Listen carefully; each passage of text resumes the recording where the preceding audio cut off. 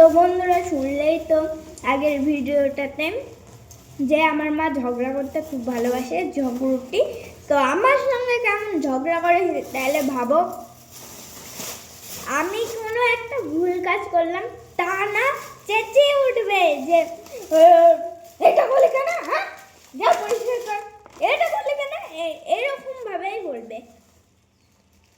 তো আমি যেটা ছবি আঁকেছিলাম ভুলভাল বলছি, আমি বাই বাই, আর কিছু বলতে আসবো না।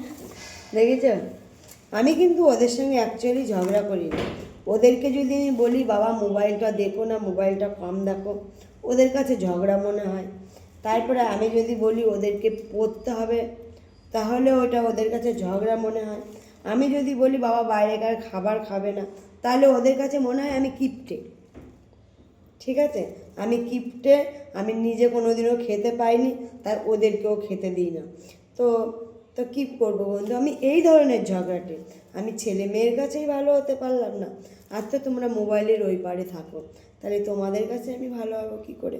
তো বন্ধুরা জানো তো, সব কিছু মানে বলতে গেলে ছেলে মেয়ের কাছে খারাপ, ছেলে মেয়ের কাছে কোনো দিনও মা বাবারা ভালো না। একটা মাই পারে 10টা ছেলের রান্না করতে, একটা মাই পারে 10টা ছেলের জন্য রান্না করতে 3বার। কিন্তু একটা ছেলে তার একটা মায়ের জন্য 3 বেলা রান্না করতে পারে না, সে নানা রকম অজুহাত দিয়ে পালিয়ে যায়। তো মায়ের কাছে কখনো ছেলে মেয়ে ভারী হয় না, ছেলে মেয়ের কাছেই মা বাবা ভারী হয়।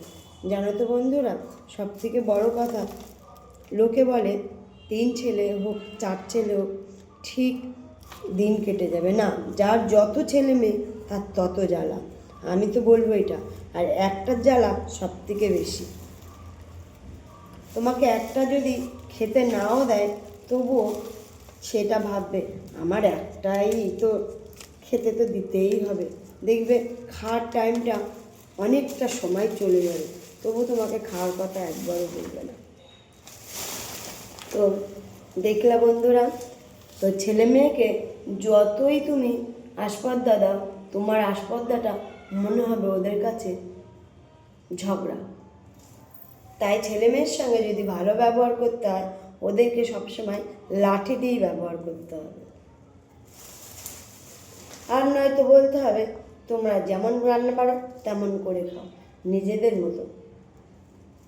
আমি তো এমনিতেই ভালো না, আমি প্রথমেই বললাম আমি ঝগড়াটে। তো দেখো বন্ধুরা, এই না হলে ছেলে মেয়ে